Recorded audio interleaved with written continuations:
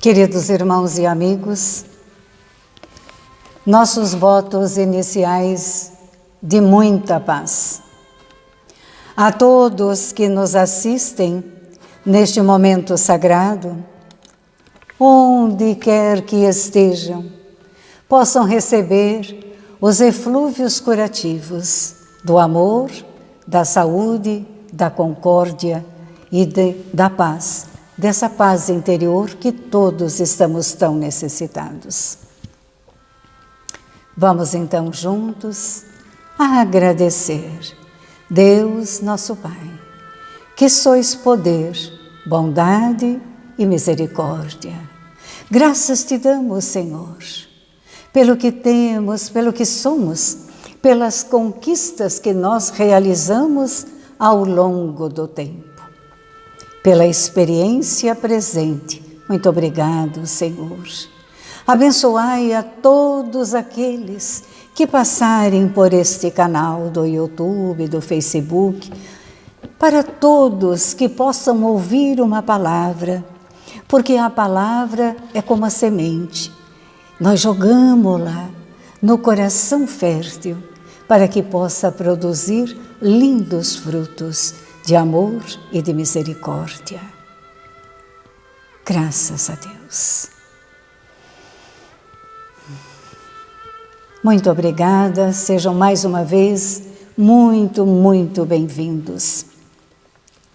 Paulo de Tarso, na primeira epístola que ele escreve aos Coríntios, 15:37, ele diz assim: E quando semeias, não semeias o corpo que há de nascer, mas o simples grão de trigo ou de qualquer outra semente.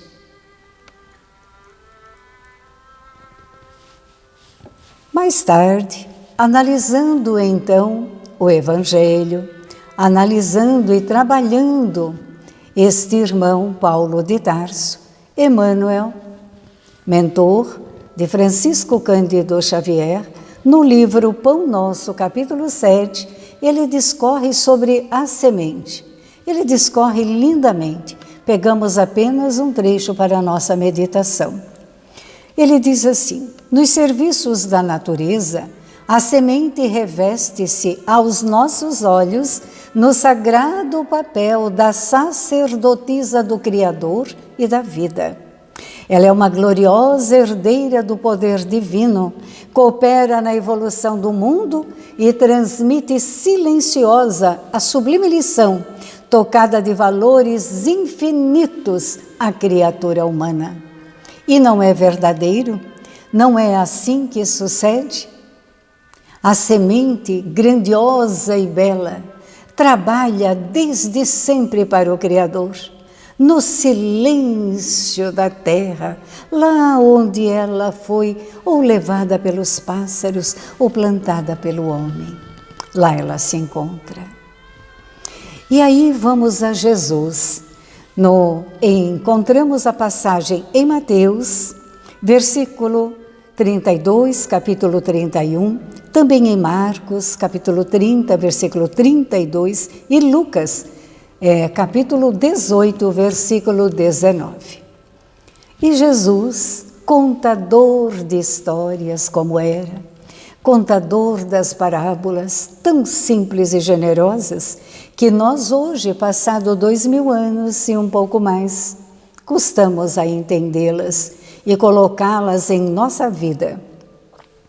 O reino dos céus é semelhante a um grão de mostarda que um homem tomou e lançou no seu campo, o qual grão é, na verdade, a menor de todas as sementes, mas depois de crescida, é a maior das hortaliças, faz-se árvore, de tal modo que as aves do céu vêm pousar nos seus ramos.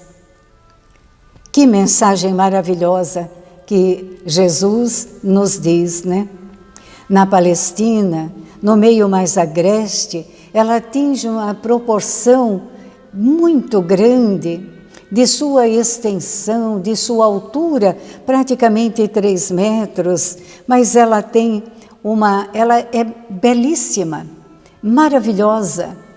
E pode-se imaginar a quantidade de pássaros que ali descansam ou que ali repousam da chuva, das tempestades, repousam ao anoitecer. Por isso Jesus diz: as aves do céu pousam em seus ramos. Como é nos dias de hoje, no século XXI, irmanados que estamos num sentimento de crescer, mas com uma tecnologia avançando de todas as formas, descobertas imensas, como o Evangelho do Cristo pode nos ensinar alguma coisa, sendo ela a menor de todas as sementes. Que tipo de ensinamento Jesus quer nos dizer nesse momento, com essa mensagem tão linda? Vamos estudar. Deus não espera que realizemos muito. Deus dá-nos a oportunidade da reencarnação, do retorno à Terra a cada dia que passa. Estamos retornando à Terra, começando tudo de novo, mas Ele não nos dá uma missão e depois, como um pai, um tanto patrão, nos cobra aquela missão. Ele nos aguarda maravilhosamente. Nós costumamos dizer no popular que Deus não dá o frio maior do que o cobertor que nós temos. E também que Deus não concede para nós um peso tão grande que nós não consigamos carregar. Então Deus não espera que realizemos muito em nossas experiências. Ele sabe que nos falta uma longa estrada para percorrer, porque Ele nos conhece antes de tudo, meus amigos. Na medida exata do investimento que Ele fez em nós, e Ele nos aguarda, claro, nos aguarda. Agora, quem sabe nós vamos vencer aquela encarnação. Quem sabe nós tínhamos um determinado problema, ou com as viciações, ou com a teimosia nos suicídios, ou quem sabe nós gostávamos muito dos comentários alheios, de falar da vida do semelhante. Ou quem sabe nós éramos pregadores contrários do amor, da verdade e da misericórdia.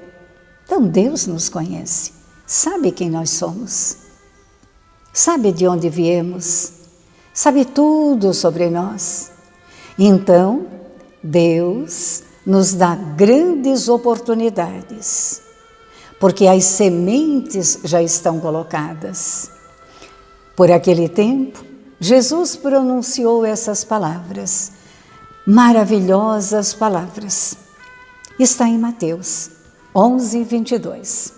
Eu te bendigo, Pai, Senhor do céu e da terra, porque escondeste estas coisas aos sábios e entendidos e as revelaste aos pequenos.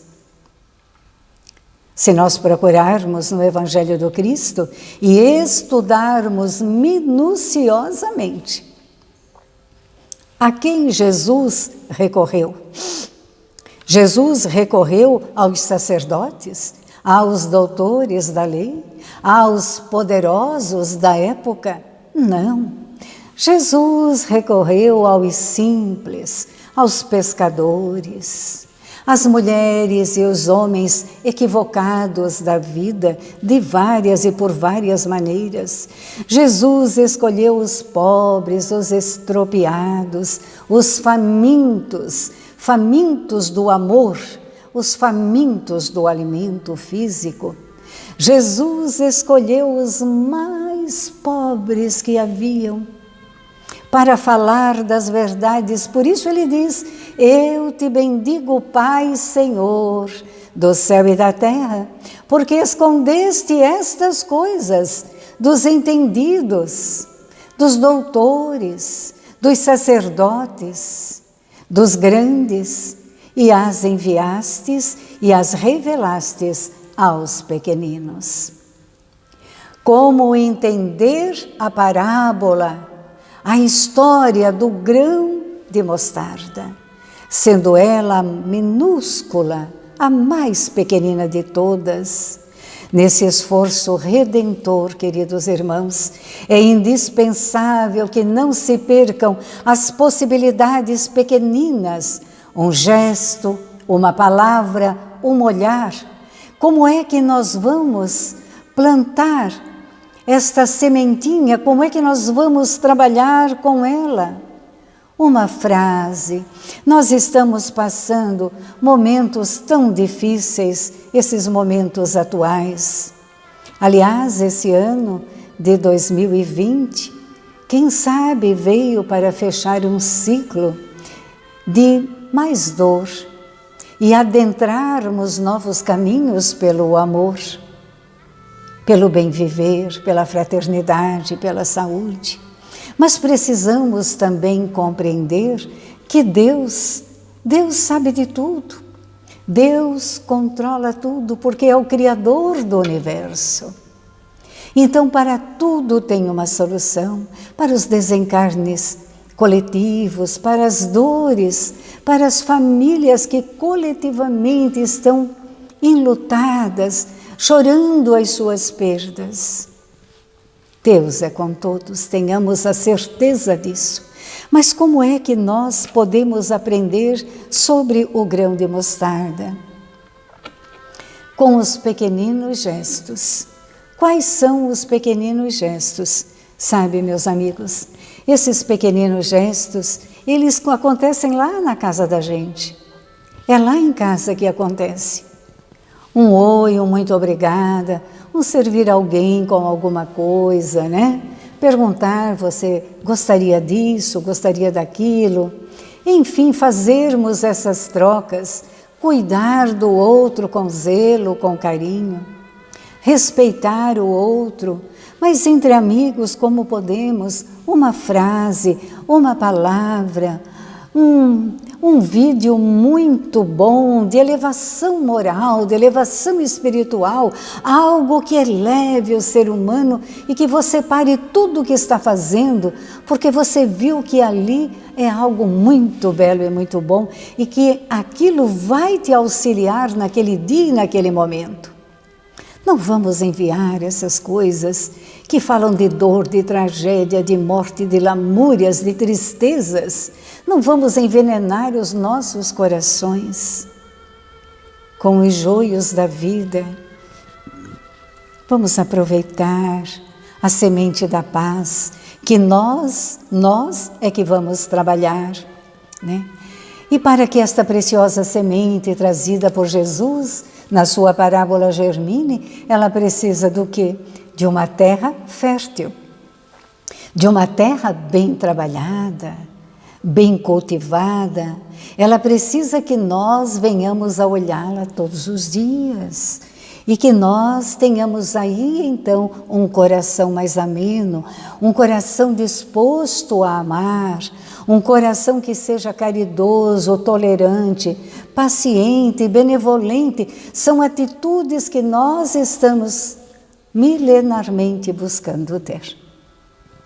Então, estar falando sobre isso já é um início de uma mudança, não é mesmo? E todos nós podemos fazer, todos nós temos a capacidade de seguir adiante nessa missão de paz em que Deus nos favorece. Precisamos respeitar algo chamado tempo. O tempo tudo cura. O tempo tudo ensina, mas é preciso que respeitemos esse tempo. O tempo tudo renova, o tempo que nos permite maior possibilidades, o tempo onde nós podemos categoricamente afirmar: eu sei, eu sinto em meu coração, eu sinto em minha alma este amor, esta presença de Deus em mim. Eu sinto a presença do Cristo amado em meu coração. Eu sinto a presença dos irmãos espirituais que junto conosco se comprometeram a nos auxiliar e nós damos muito trabalho para eles. E eles semeiam maravilhosamente em nosso jardim. É preciso que nós venhamos a cultivar e a ver onde caíram essas sementes. Podemos reuni-la e podemos então permitir com que ela germine dentro de nós. Costumamos dizer que Deus não exige de nós mudanças de uma hora para outra. Na verdade, as literaturas dizem isso. Na verdade, Deus é maravilhoso, misericordioso. Ele não exige nada de nós. Deus não nos culpa. Esse é um Deus de Moisés. O Deus que Jesus Cristo nos trouxe não nos culpa, apenas aguarda pacientemente que possamos todos nós fazer esse caminho de volta à casa paterna, na forma de trabalharmos no bem, na justiça, na verdade, sabermos fazer o bem e que o façamos com verdadeiro empenho de auxiliar ao próximo. Nós precisamos de mãos que nos auxiliem a auxiliar. E este é um convite de amor. Então, Deus nos ama como jamais pensamos ou jamais imaginamos sermos amados. Jamais. Nós é que devemos promover com o passar do tempo, acolher essas sementinhas que nos são dadas e colocá-las em nosso coração. A sementinha da generosidade, a sementinha da colaboração, a sementinha do excesso de orgulho. Vamos fazer com que o amor prevaleça, a bondade. Onde haja a dor, que eu semeie um pouco de cura. Às vezes uma palavra, ela é curadora. Na grande maioria as palavras são curadoras. E nós podemos também nos autocurar com as orações, com o desejo sincero da renovação. É tudo isso que Jesus quer nos ensinar. O reino dos céus é semelhante a um grão de mostarda, que um homem tomou e lançou em seu campo. Emmanuel, mais uma vez, no livro Educa, psicografia de Francisco Cândido Xavier, ele diz que, o que nós já sabemos, mas ele fala de uma forma tão poética, na semente minúscula reside o germe do tronco benfeitor. E aí nós olhamos nos programas de televisão que aquela árvore ela é milenar, que aquela outra ela tem 500, 600 e 800 anos. Ela já nasceu assim, como nos exortou lá no início as palavras de Paulo de Tarso? Não. Ela nasceu de uma minúscula semente. Então, no coração da terra, existe a melodia da fonte. No bloco de pedra, há obras-primas de estátuas famosas. Entretanto, o pomar reclama esforço ativo e diário, o pomar da nossa inteligência, o pomar do nosso desprendimento, o pomar da nossa boa vontade, o pomar do nosso coração, o pomar do nosso entendimento moral e espiritual. O pomar reclama esforço ativo e diário. A corrente cristalina, ela pede aquedutos para transportar-se imaculada. A joia de escultura pede milagres no buril, e não é verdade? Todo diamante bruto há dentro o cerne do diamante. A beleza, o mais caro, o mais belo para ser admirado. Nós também somos assim. nós também haveremos de brilhar, não pelo ato que estamos brilhando, meus amigos, mas pelo ato de brilhar, porque nós modificamos o nosso pensamento, as nossas obras, as nossas atitudes. Também o Espírito traz consigo o gene da divindade. Olha o que Jesus nos diz: tudo o que eu faço, vós podeis fazer, e muito mais. E aí nós ouvimos Emmanuel dizer, no livro Educa, também o Espírito traz consigo o gene da divindade. Deus está em nós quanto estamos em Deus. Voltamos para o Evangelho das palavras do Cristo. O reino de Deus está dentro de vós. Cultivai este reino dentro de vós. Mas para que a luz divina se destaque da treva humana, é necessário os processos educativos da vida. Nos trabalhem no empedrado caminho dos milênios. É a sabedoria de Emmanuel, né? Então, para que essa luz divina se destaque das nossas próprias trevas internas, é necessário o processo educativo da vida. É a transformação. Nós é que temos que dizer para nós: eu cansei de ser assim. Eu quero mudar, eu vou mudar, eu mudei. São afirmações necessárias. Continuando com ele, Emmanuel, somente o coração enobrecido no grande entendimento pode vazar o heroísmo santificante. Apenas o cérebro cultivado pode produzir iluminadas formas de pensamentos. O que ele quer dizer com isso? Como vamos cultivar o cérebro? Com boas sementes.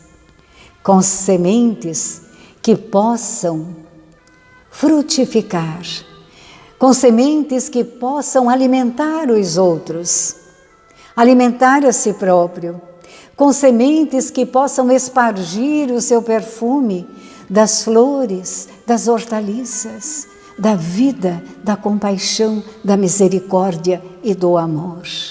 Cultivar bons pensamentos não é uma tarefa, sempre gosto de dizer, das mais fáceis. Mas é algo que possamos conseguir com toda certeza. Cultivar os bons pensamentos, iluminando assim o nosso viver. Só a grandeza espiritual consegue gerar a palavra equilibrada, o verbo sublime e a voz consoladora.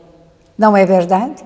Só a grandeza espiritual, mas a genuína, ela consegue equilibrar a palavra, sublimar o verbo e consolar com a voz. Interpretemos a dor e o trabalho dos artistas celestes de nosso aperfeiçoamento. Educa e transformarás a irracionalidade em inteligência. A inteligência em humanidade. E a humanidade em angelitude. E não é para isso que nós estamos caminhando? Para transformarmos-nos um dia, há milênios e milênios afora, transformarmos-nos em criaturas que se iluminam por si só, devido às sementes plantadas no coração que deixou brotar, que resolveu mudar de atitude, que resolveu se transformar, porque aquela pessoa cansou de ser como era. Então ela foi, pegou o Evangelho, ou pegou a Bíblia, o que ela tenha em casa, e leu esta parábola, e ficou pensando, eu posso trazer isso para mim, e eu posso mudar as minhas atitudes, os conceitos que eu tenho da vida. E eu posso ser, e eu posso ter a palavra equilibrada, o verbo sublime e a voz consoladora. E então, eduquemos, ele diz, eduque e transformarás a irracionalidade em inteligência, a inteligência em humanidade, a humanidade em angelitude. Educa e edificarás o paraíso na terra. Não é sublime? Isso é para quem? Para os milionários, para os herdeiros desta terra no sentido da herança material, para os doutores da lei da época. Isso é para todos nós, porque formamos na terra uma só nação. Isso é para aqueles em que Jesus diz: os que têm ouvidos de ouvir, que ouça, olhos de ver, que veja. Todos são convidados a esse banquete. Encerrando o trecho do livro Educa, se sabemos que o Senhor habita em nós, aperfeiçoemos a nossa vida a fim de manifestá-lo. E é isso que nós estamos buscando a cada encarnação, todos nós, eu, você, todos nós, estamos nessa labuta diária e constante. Mais uma vez vamos para Paulo aos Coríntios, capítulo 3, versículo 16. Ele diz: não sabeis vós que sois o templo de Deus e que o Espírito de Deus habita em vós? Paulo de Tarso. Lembremo-nos disso, meus amigos. Lembremo-nos de que o templo de Deus reside em nós, habita em nós. E transformemo-nos para cogitar no futuro um mundo melhor, mais humano, mais gentil, mais amigo e mais fraterno. Como o reino dos céus é semelhante a um grão de mostarda, um homem tomou e lançou no seu campo, não é? O grande agricultor do universo, então, é Deus, Deus nosso Pai. Rapidamente, vamos rever alguns grãos de mostarda plantadas na terra ao longo dos milênios. Vamos para Moisés e os 10 mandamentos. Moisés recebeu os 10 mandamentos mediunicamente no Monte Sinai, né? E aquele foi podemos considerar, um ponto de partida para o crescimento do grão de mostarda. E era uma semente muito difícil, porque era uma época muito animalizada ainda, muito bruta. Era uma época de muitos deuses. E Moisés, como a maioria de nós, conhece a história, né? E Moisés pegou as suas sementes e foi lançar ao solo. Cometeu alguns equívocos. Na verdade, também não desrespeitou algumas leis que estão colocadas nos 10 mandamentos. Vamos relembrar os 10 mandamentos? Primeiro, eu sou o Senhor teu Deus. Não terás outros deuses diante de mim. Segundo, não tomarás em vão o nome do Senhor teu Deus, porque o Senhor não terá por inocente o que tomar o seu nome em vão. Santificarás o dia de descanso. Honrarás a teu pai e a tua mãe, para que vás bem e vivas muito tempo sobre a terra. Não matarás. Quinto. Sexto, não cometerás adultério. Sétimo, não furtarás. Oitavo, não dirás falso testemunho contra o teu próximo. Nono, não cobiçarás a casa do teu próximo, nada no que nela houver.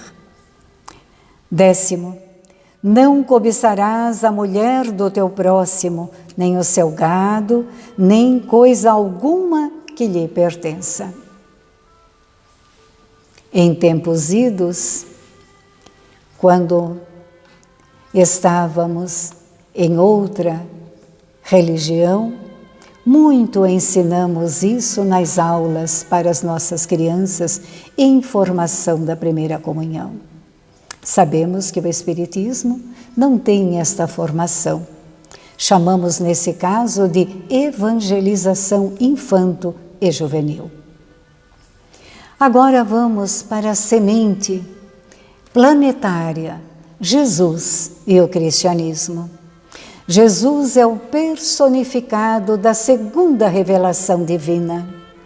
Jesus não veio destruir a lei, ele mesmo disse, eu não vim destruir a lei, mas ele veio dar-lhe o cumprimento e acrescentar novos ensinamentos. Jesus é o crescimento da semente, nos trouxe o amor, nos ensinou a amar, falou de amor de irmão para irmão. Não se entendia na época de Jesus esse amor fraternal, muito raro. Era o amor da cobiça, o amor da luxúria, o amor do poder, o amor do dinheiro, o amor que paga. O amor é o amor sem saber amar. Nos 10 mandamentos, Jesus resumiu então no amar a Deus sobre todas as coisas e amar ao próximo como a si mesmo. Em termos práticos, Jesus reuniu primeiramente os 12 apóstolos, é a minúscula semente. Depois vieram os discípulos, que se incumbiram de divulgar a boa nova. Ele disse, fiquem de 2 a 2 e vão levar a boa nova. As pessoas vão pelas cidades, andem, falem do amor de Deus nosso Pai. Fala que devemos amar ao próximo como a nós mesmos. Fala que nós devemos fazer o bem, que nós devemos perdoar não 7, mas 70 vezes 7 vezes. E terceiro, então, a terceira semente, Allan Kardec e o Espiritismo. Allan Kardec não é o personificador da doutrina espírita, mas é o codificador. Ele codificou, né? Por isso, nós denominamos o Espiritismo como um cristianismo redivivo, sem altares, né? Sem nada exterior. Né? Então, como Consolador prometido, o cristianismo foi revisto e foi mais uma vez falado sobre ele. Ninguém falava quase mais em cristianismo. Falávamos dos nomes das religiões cristãs, mas não mencionávamos o cristianismo.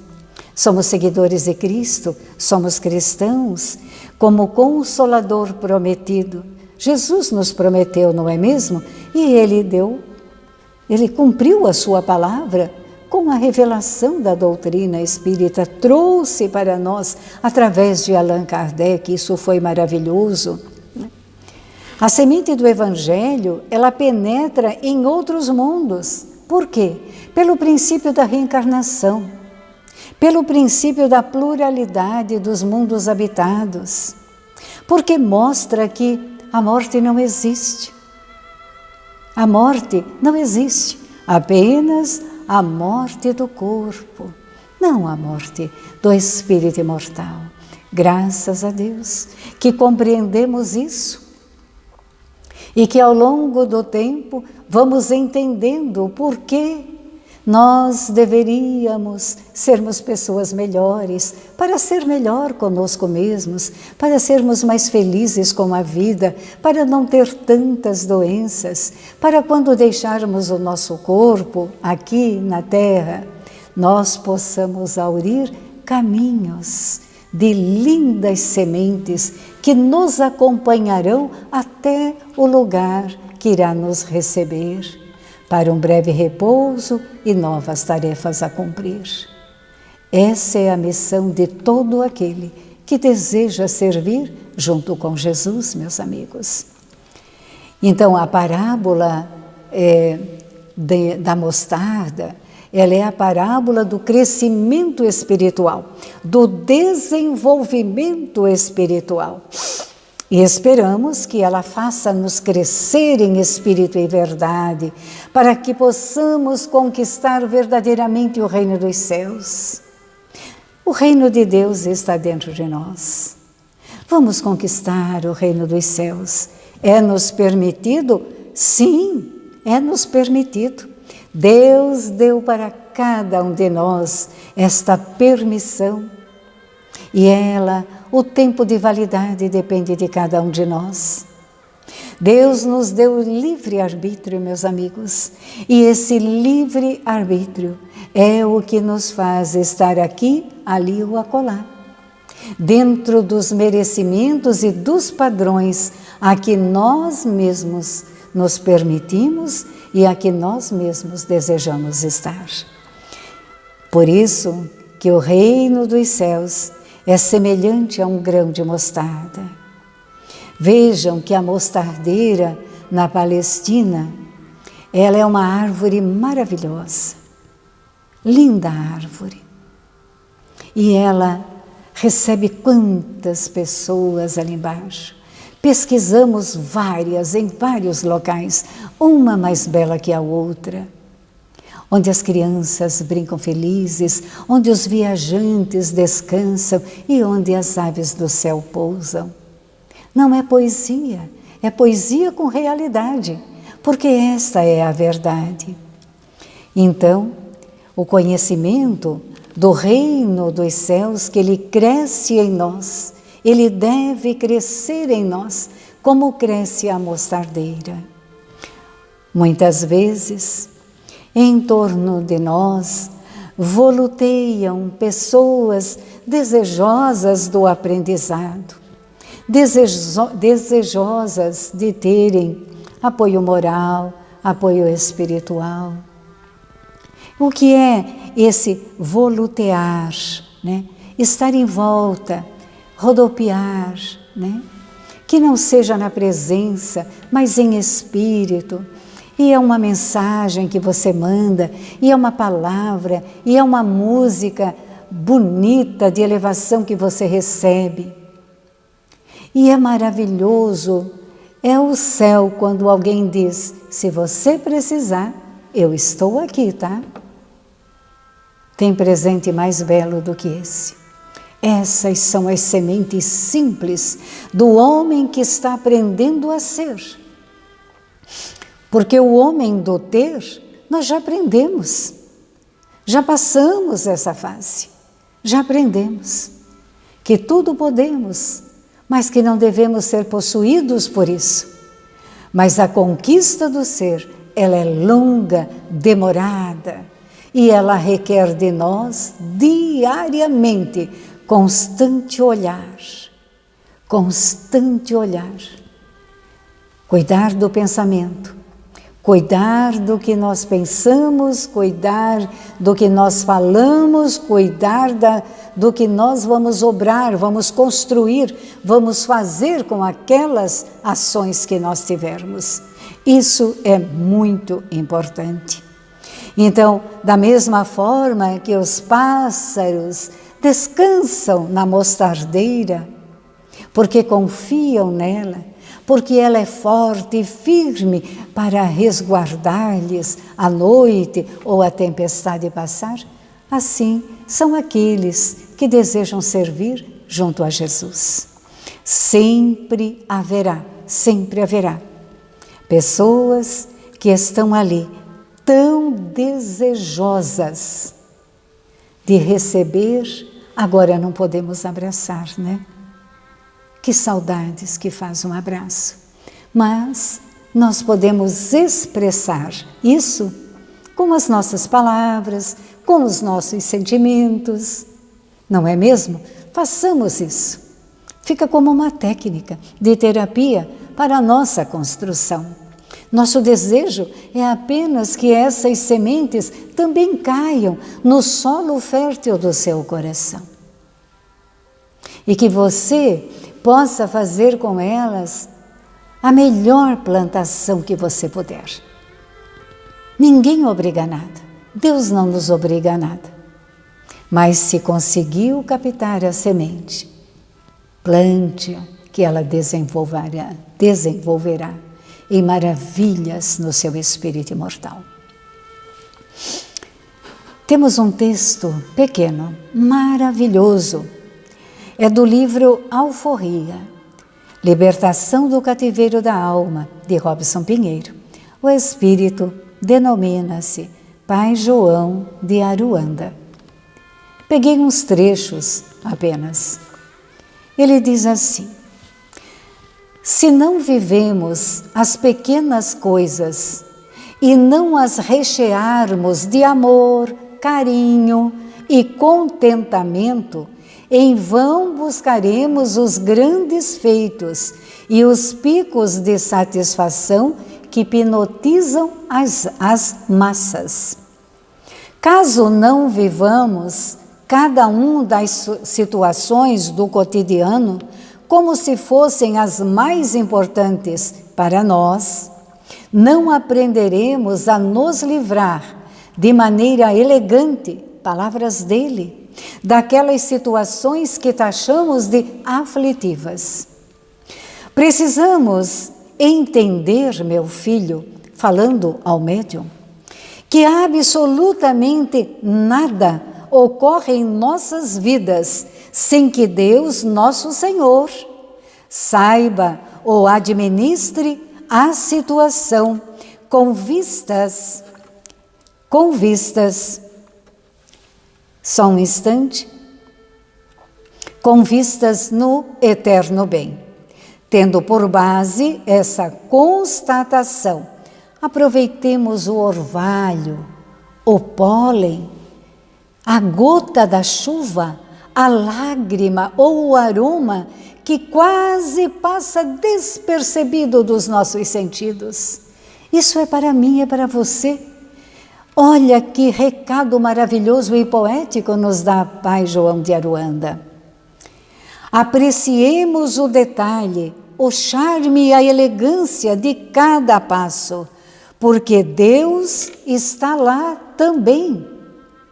Espera tão somente que cada passo dado seja compreendido, vivido com alegria, palmilhado com satisfação.